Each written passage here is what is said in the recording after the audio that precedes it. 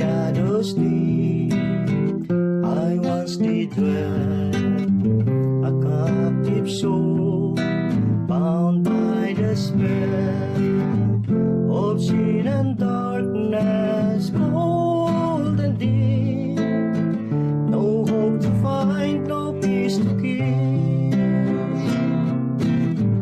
But then he came, a shining light, dispelling darkness, making things right. Not I but Christ, my Savior true, His love and grace forever new.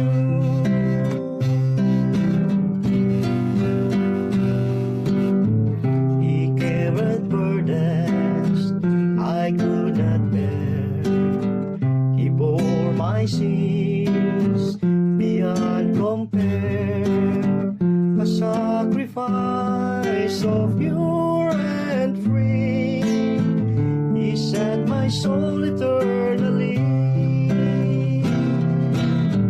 But then He came, a shining light, dispelling darkness, making things right.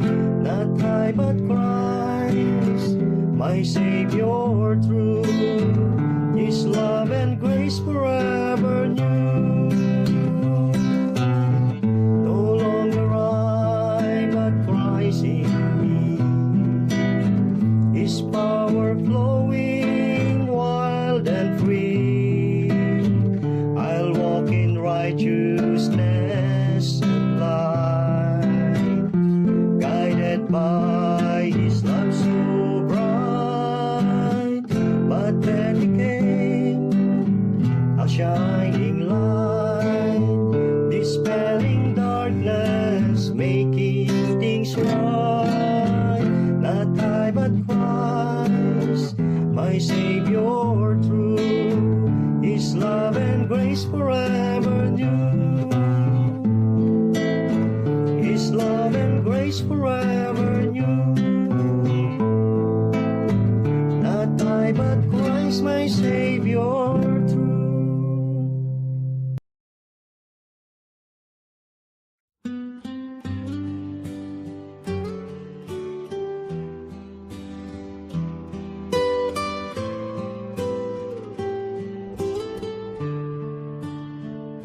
Open the Bible, hear God speak.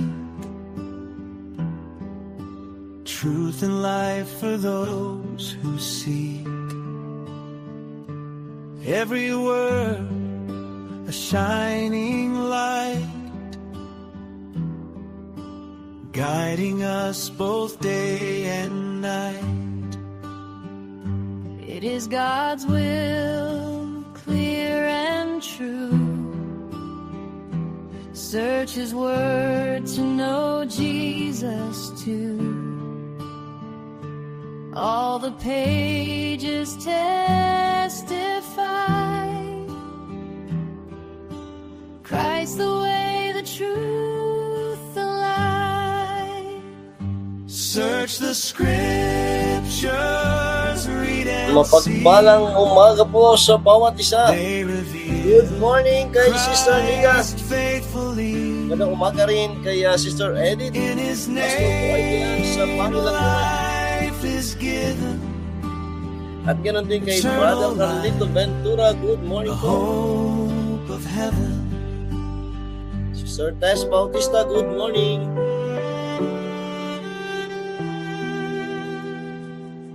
At kay Pastor Edgar Alan Basco diyan sa Mapitak, Laguna. Magandang umaga po. We are just pilgrims Sa mga kapatid na natin diyan sa Palampa, magandang umaga. This world is not our final. Maging sa mga kapatira natin diyan po sa Bicol, God's word our map, Ili, His Camarines Sur, truth at our diyan sa guide. Libon, Albay. With Jesus walking by our side. Search the scriptures, come and see. Tayo muna po'y dumulog sa Panginoon sa They panalangin. lead us to eternity. Ama naming banal, nagpapasalamat po kami, Panginoon, sa panibagong buhay at kalakasan na inyo pong pinagkaloob sa amin. Maraming salamat po sa pag-iingat nyo sa buong magdamag at sa pagkakataong ito na aming muling mapagbulayan ng inyong mga salita. Palain niyo po ang aming pag-aaral, kami po inyong turuan at kausapin. Patawad sa aming pong mga karumihan.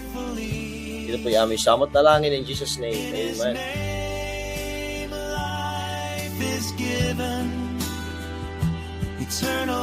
Good morning kaya Preacher Ed. Preacher Ed Boykill.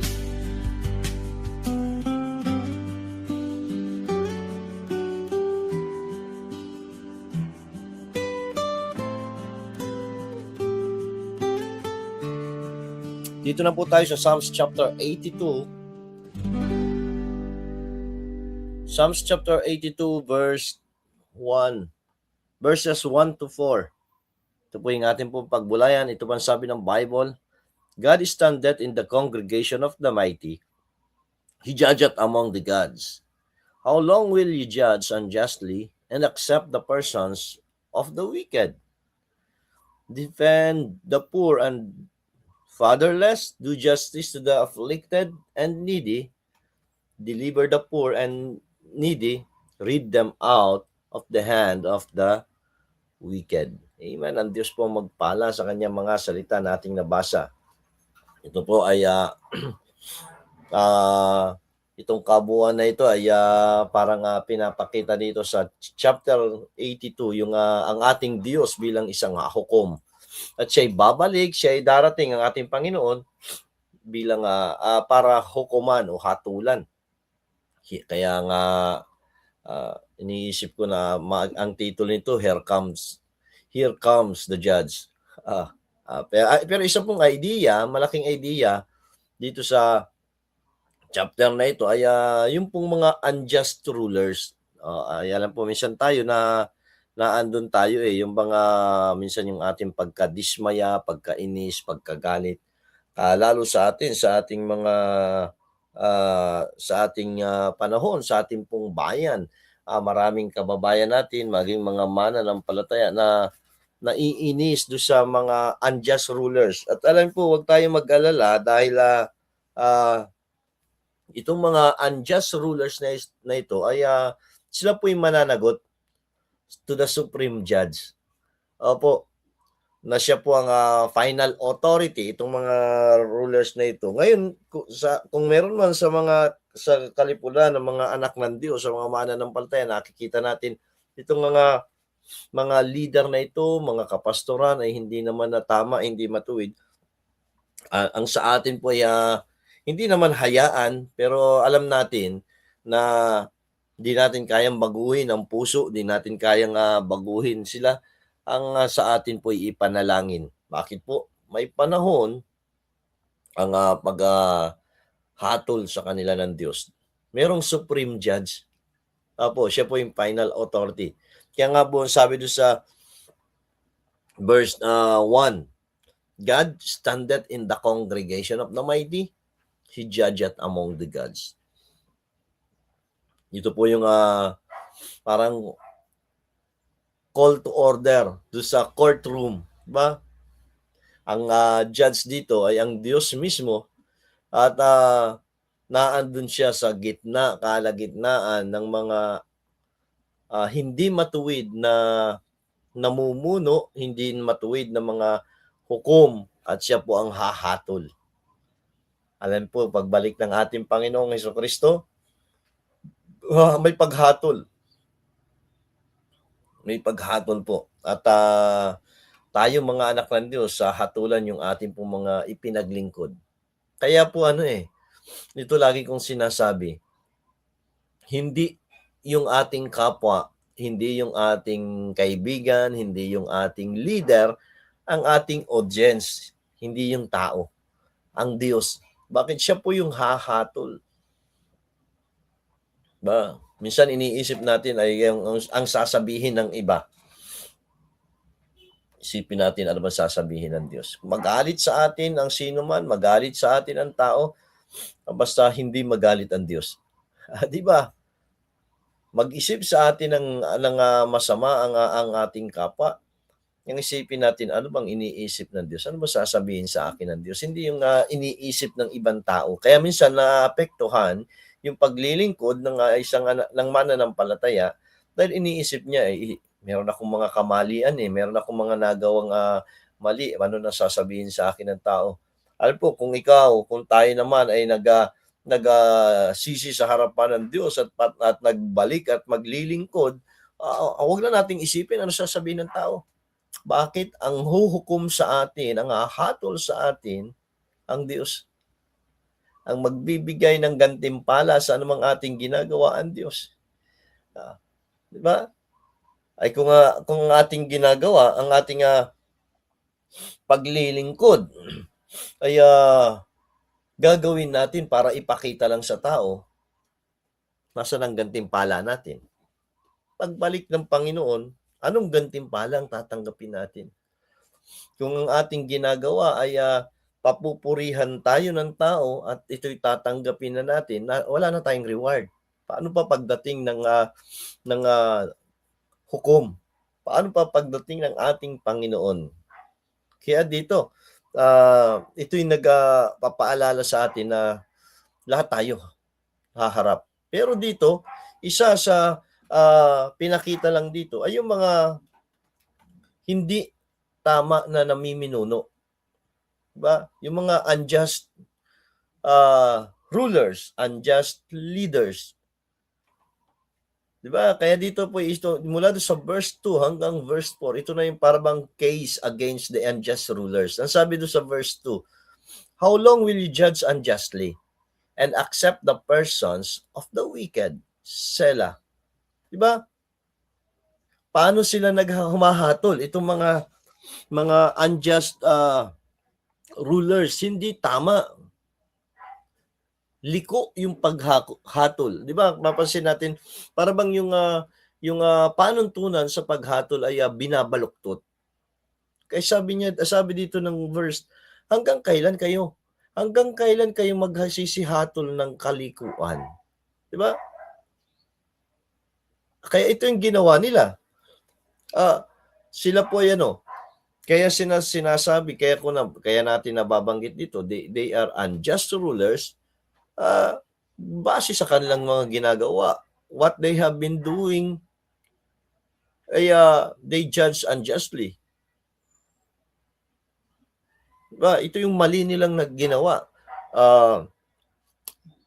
Sa tao kasi minsan sinasabi natin kapag maliit na bagay, maliit na kasalanan ay okay lang yan, ayos na yan.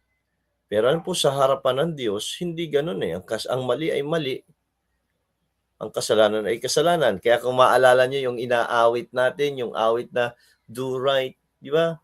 Right is always right and wrong is always wrong, di ba? Do right till the stars fall. Di ba? Patuloy lamang dapat yung ating paggawa ng tama, ng mabuti ay dito. Itong mga hukom na ito, itong mga leader na ito, itong mga judge na ito, they judge unjustly. Sabi niya, kaya nga dito sabi ng verse, how long? And accept the persons of the wicked sila. Diba? Iginagalang pa itong mga pagkatao ng masama. Diba? Hanggang kailan? Alam po, minsan kasi kapag yung isang tao ay nakatulong sa kanyang kapwa, kahit hindi na tama yung ginagawa, tinatanggap na lamang ng iba dahil tinulungan sila. Ano po yan? Kalikuan. At yung bagay na yan, yung mga taong yan, hahatulan ng Diyos sa kanyang pagbalik. Ang Diyos po ang hatol. Meron pong pagpalo sa mga anak ng Diyos at mayroon namang paghatol sa hindi anak ng Diyos. Minsan iniisip natin, kung ito'y anak ng Diyos, bakit hindi pa pinapalo? Bakit hindi pa sinasaway ng Panginoon? Bakit ganun na yung ginagawa niya sa buhay? Bakit patuloy pa rin? Wala pang pagsaway ang Panginoon. Ano po? Maring hindi pa panahon. Kaya hindi pa pinapalo ng Panginoon. Pero kung lumipas ang mahabang panahon at hindi siya sawayin ng Diyos, baka hindi siya anak ng Diyos. Baka hindi siya ligtas. Baka wala siyang banal na espiritu ng Diyos. Ano pong naghihintay sa kanya? Yung hatol pagbalik ng Panginoon. Ba? Mayroong paghuhukom, mayroong hatol sa mga anak ng Diyos para ibigyan ng gantimpala sa kanilang paglilingkod at pagkatapos yung hatol para sa mga hindi nanampalataya. Baka yun ang naghihintay sa kanya. Kaya wag tayong wag tayong mainis, wag tayong magalit, wag tayong mainip. May sariling kapanahunan po ang ating pong Diyos, ang ating pong Panginoon. Kaya dito, sabi ng Bible, how long? At ano pa, hindi lang yun eh. Hindi lamang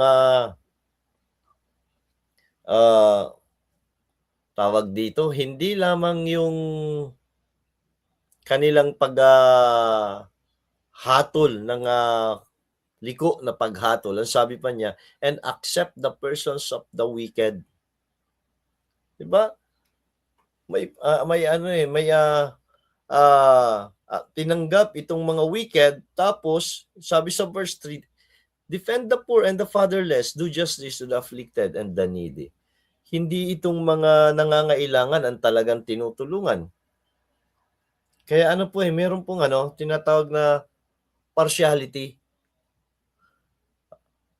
Yun lamang nais nila, yung lang pumapabor sa kanila ang tinutulungan. Alam po, minsan ito nangyayari kahit sa kalipunan ng mga mananampalataya, ng mga anak ng Diyos.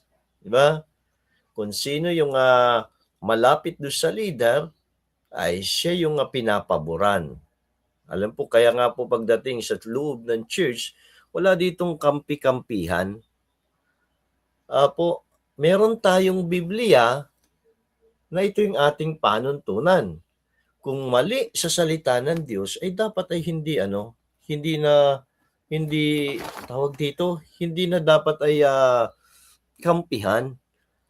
Kung mali sa salita ng Diyos yung isang kapatid, kailangan siyang sabihan. 'Di ba? May sinabi ang Bible patungkol sa tinuro ang Panginoon patungkol sa disiplina sa loob ng iglesia. Kung ang iyong kapatid ay nagkasala, nakagawa ng kamalian, lapitan mo siya at kausapin at sabihin sa kanya yung kanyang mali na ginawa.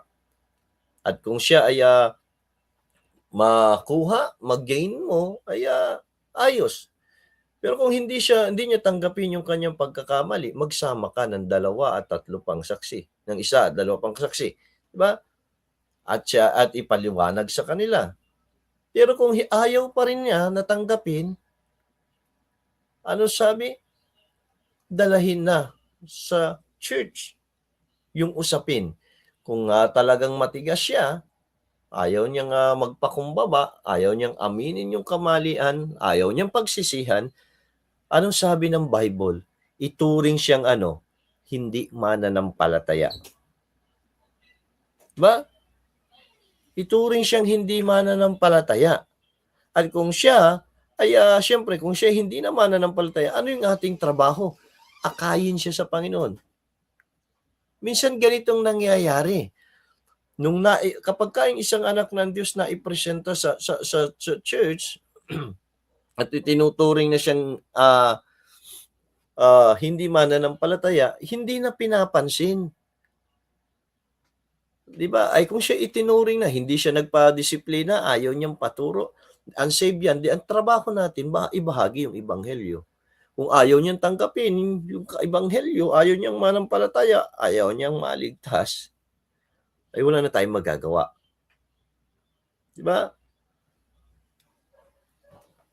Pero kung tinanggap niya yung kanyang kamalian, magpapataw ng disiplina. 'Di ba? Kung meron siyang ginagampanan na ministeryo, ay depende kung paano ididisiplinahin ng kongregasyon. Hindi ang pastor ang magdidisiplina. Siya lamang po yung nagiging tagapanguna. Yung church, kaya nga ang tawag doon, church discipline. At lahat po ay sakop noon, maging yung pastor. Kaya nga po kung yung pastor ay hindi na maganda yung ginagawa sa kanyang buhay, hindi tama yung kanyang pamumuhay, na meron ding church. Yung church pwede rin siyang i-disiplina, pwedeng pag-usapan. Kailangan ano po nakikita natin, minsan may mga iglesia, may mga simbahan na gano'n. Parang yung leader ay untouchable. Para ba siyang hari, yung salita na niya ang batas. Hindi po gano'n ang gawain ng Panginoon. Lahat tayo ay dapat pasakop sa panuntunan ng salita ng Diyos. Yan man ay bagong mananampalataya, matagal nang mananampalataya, may mga leader na sa church, may mga ginagampan ng ministeryo o maging yung pastor. Apo, lahat tayo ay pantay-pantay sa harapan ng Diyos. Bagamat ang Diyos talagang nagtumawag ng isang manggagawa para sa kanyang ministeryo, pero kung yung manggagawa ay nagiging kagaya nitong mga unjust leaders, di ba? Di ba? May paghatol ang Diyos. Kung hindi ginagampanan ng church, hindi nagampanan ng church yung kanilang tungkulin bilang isang church to discipline yung mga unjust, ay ang Diyos po may paghatol. Kaya nga po minsan naiinis ang may mga mananampalataya na hindi nila maintindihan yung pastor. Bakit ang higpit-higpit naman ni pastor? Bakit ganyan naman yung pangunguna ni pastor? Bakit ganyan naman magsalita si pastor? Bakit gano'n na lang katapang yung pangangaral ni pastor? Alam po kung bakit? Dahil kasi siya hahatulan din ng Diyos. Malaki. Kung ang bawat anak ng Diyos may pananagutan sa Panginoon, mas malaki yung pananagutan ng pastor na tinawag ng Diyos. Bawat anak ng Diyos, bawat miyembro ng iglesia, pananagutan niya sa harapan ng Panginoon. Anong mangyari sa bawat mananampalataya? Pananagutan ng pastor. Bakit? Siya yung naging sa kanya ipinagkatiwala. Diba? Alam po, may mga, yung iba talagang hanghangad ng maraming mananampalataya, maraming miyembro. Malaking responsibilidad po yun. Pananagutan sa harapan ng Diyos. Napangyari ba sa buhay ng isang tao, sa isang anak ng Diyos, yung nais ng Diyos? O nabali yung nais ng Diyos dahil doon sa pangunguna ng leader, sa ginagawa ng leader? Kapag hindi nangyari, mananagot. Minsan may ganito tayong katwiran, ay buhay niya yun, desisyon niya yun. Naituro ba? Di ba kaya nga ganun na lamang yung pagtuturo ng salita ng Diyos, ng mga leader, ng mga kapastoran. Diba? Kasi sinisikap ng mga kapastoran na ituro yung whole counsel ng salita ng Diyos, dahil kung hindi niya maituturo, mananagot siya sa Diyos. Sinisikap na higpitan ayon sa salita ng Diyos, kasi kung hindi niya gagawin, mananagot siya sa Diyos. Kaya nga po anong sabi ng Panginoon nung nagbigay siya ng isang talinghaga, na yung isang lalaki, yung isang pastol, iniwan yung 99 doon sa kwadra, doon sa kulungan, para para hanapin yung nawawalang isa na tupa. Bakit? Pananagutan niya yung nag-iisang nawawala doon sa tunay na nagmamay-ari. Alam niyo kung anong nangyayari sa ngayon? May mga church na para bang yung mga miyembro ay pag-aari na ng pastor. Pag-aari po yan ng Diyos. Pinagkatiwala sa Kanya, pinaalagaan sa Kanya, at pananagutan niya sa Panginoon. May mga pastor na nag-aaway-away sa miyembro. Miyembro namin yan. Alam po, hindi natin miyembro yan. Miyembro yan ng Diyos. Pag-aari yan ng Diyos. Kung yung tupa na yun ay gusto nang umalis at lumipat at hindi naman mapipigilan, di bigyan ng kalayaan, desisyon niya yun. At maaring pinarihintulot ng Diyos, kung yun ay pupunta sa ibang kawan at dun siya ay lalagot magagamit, dapat hindi masama yung loob. Minsan, alam niyo po, sumasama ang loob minsan ng mga leader kasi hindi na ano para bang sarili na niya, parang pag-aari na niya at hindi na pag-aari ng Diyos. Hindi po. Pag-aari po yan ng Diyos, hindi ng pastor. Kaya nga po pagdating ng Panginoon, na andun po yung kanyang kahatulan. Saan? Lalo na doon sa mga unjust rulers. Kaya wag na tayo, kung may mga nakikita tayo, napapanood natin sa social media, narinig natin, nabalita na, ay yung ganito, itong leader na ito, itong pastor na ito, itong mga ito, bakit ganyan? Ano po, may Diyos na hahatol. Kung sila ay tinawag ng Panginoon at ang Panginoon ang tumawag sa kanila, ang Panginoon ang hahatol sa kanila. Wala tayong karapatang hatulan sila. Sa atin, ipanalangin lang natin. Kaya dito, sabi dito ng verse, how long will you judge unjustly and accept the persons of the wicked? Defend the poor and the fatherless. Do justice to the afflicted and the needy. Di ba? Itong ginagawa nila. Parang hindi na nila pinagtatanggol yung mga poor and fatherless. Ano dapat ito yung dapat nilang gawin, 'di ba? Kung yung mga leader ay naging unjust, ito sa kanilang mga ginagawa, ito ang dapat na gagawin at maging sa atin kung na mga anak ng Diyos, ito yung dapat nating gawin. Sabi niya sa verse 3, defend the poor. Hindi lang po yung ipagtanggol, kundi atin pong tulungan. Defend the poor and the fatherless. Diba? Kaya nga sabi ng Bible, yung kung tayo ay tumutulong doon sa mga nangangailangan, mahihirap, para daw tayong nagpapautang sa Diyos. Bakit? Kung tutulungan natin sila dahil sila ay nangangailangan at mahihirap, hindi na tayo mag-iisip yung sa ating pagtulong ng kanilang maibabalik nila sa atin. Ang Diyos ang magbabalik ng ating ginagawa para sa kanila. Kaya nga po yung tunay na pagtulong ay pagtulong ng wala ng kapalit. Ginagawa natin nang hindi tayo nag-iisip na dahil isang araw tulungan din ako nito. Hindi. Ang Diyos po ang magbabalik sa iyo. Kaya kapag pagtulong na nag-iisip ka ng kapalit, nag-iisip tayo ng kapalit, hindi yung tulong. Diba? Kung sa termino sa negosyo, ang tawag doon ay investment. Ay, mag-i-invest ako sa taong ito dahil kapag ako ay nangailangan, wala itong magagawa. Alam po yan, naglalagay lamang tayo ng utang na loob. Yun ang ginagawa minsan ng karamihan. Kaya yung iba, ang galing tumulong, ang galing magbigay, ang galing, uy, kailangan mo ito para sa iyo, uy, kailangan mo ito. Opo. Ayos yan, walang problema. Kaya lang, kapag mali yung nagiging dahilan bakit niya ginagawa, para magkaroon ito sa akin ng utang na loob.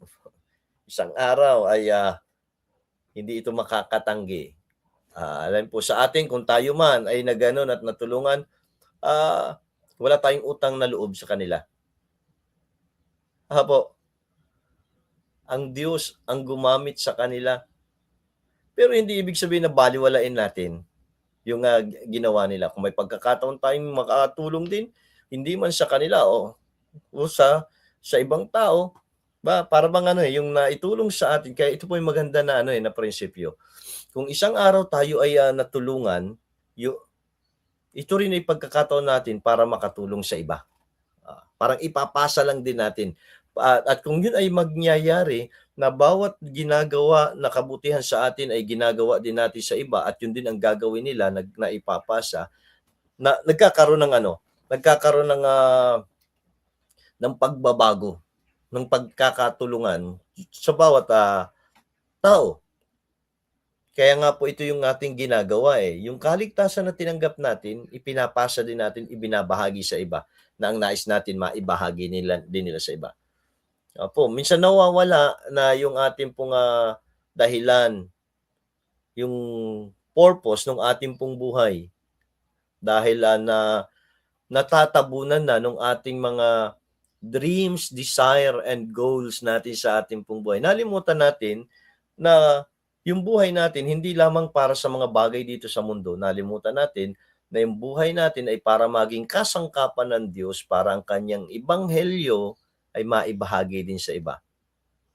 Kaya nga dito, sabi dito ng verse 3, defend the poor and the fatherless, do justice to the afflicted and needy.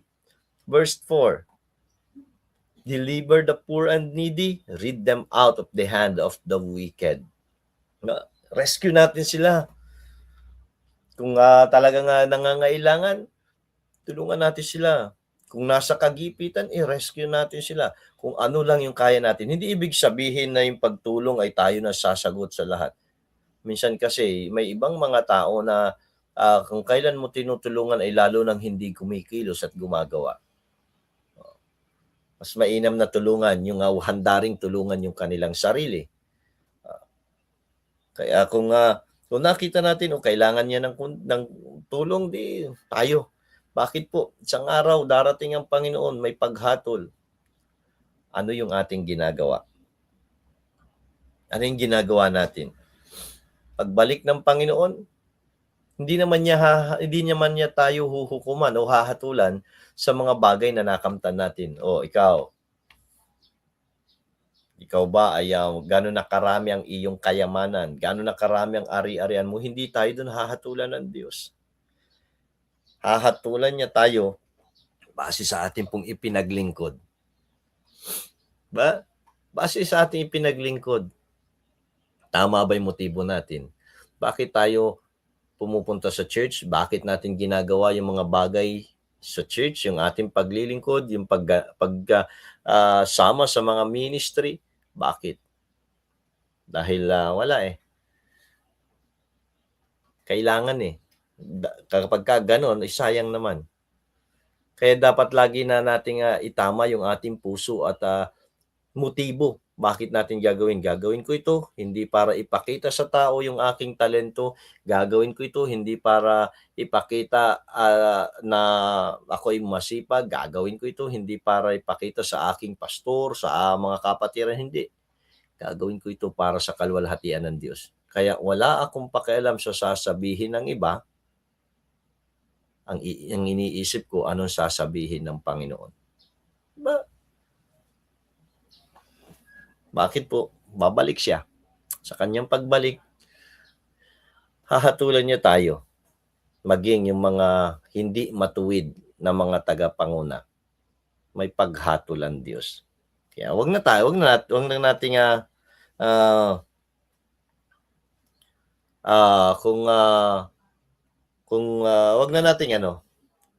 wag na natin kung may mga tao na nakatingin sa atin at nagsasabi ng hindi maganda, wag na natin pansinin. Bakit? May Diyos.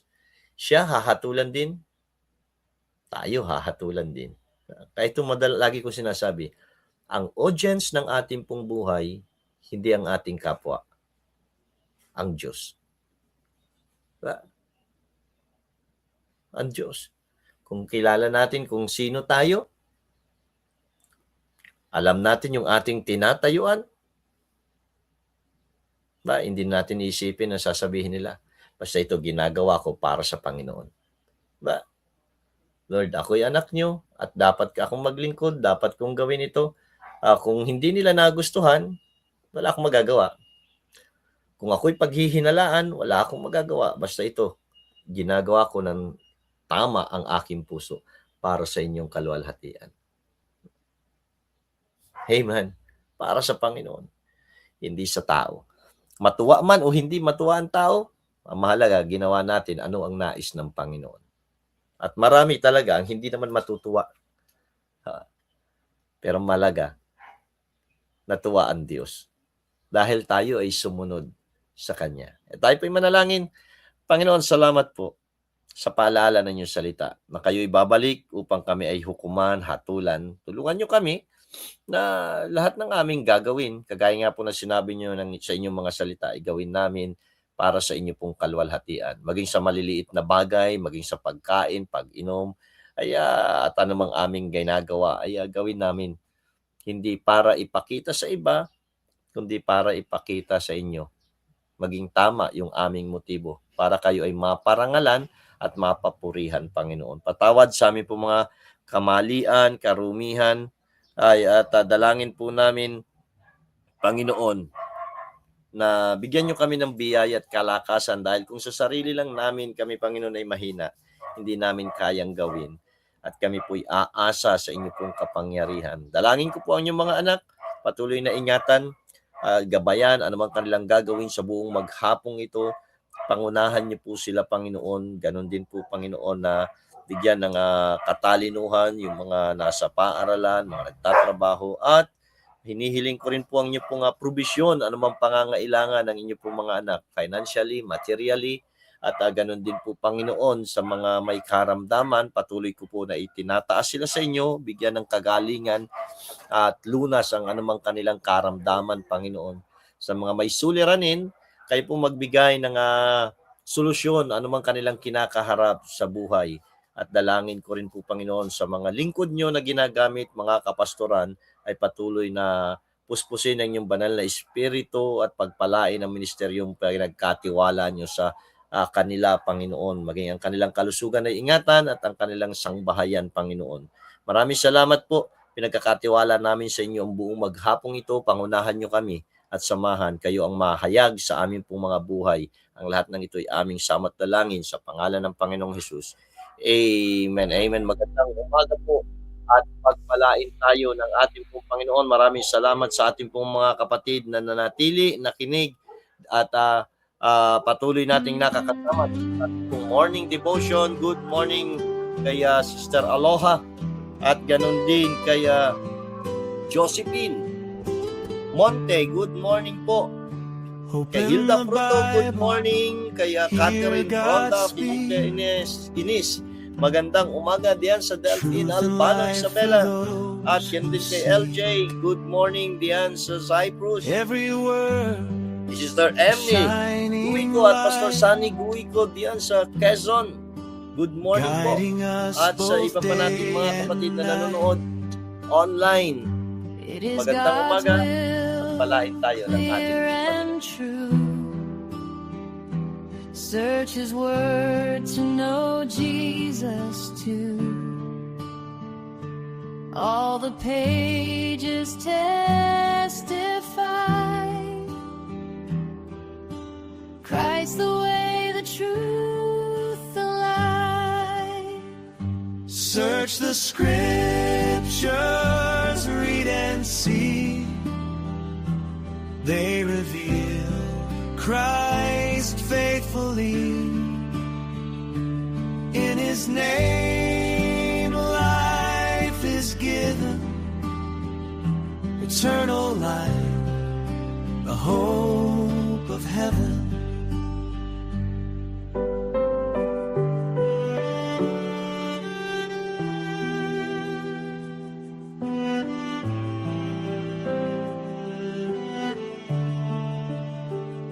We are just pilgrims passing through.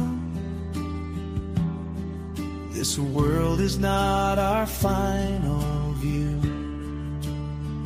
God's word our map, His truth our guide. With Jesus walking by our side. Search the scriptures, come and see. They lead us to eternity. Through the Son, God's perfect plan. Life eternal in the great I am. Search the scriptures, read and see. They reveal Christ faithful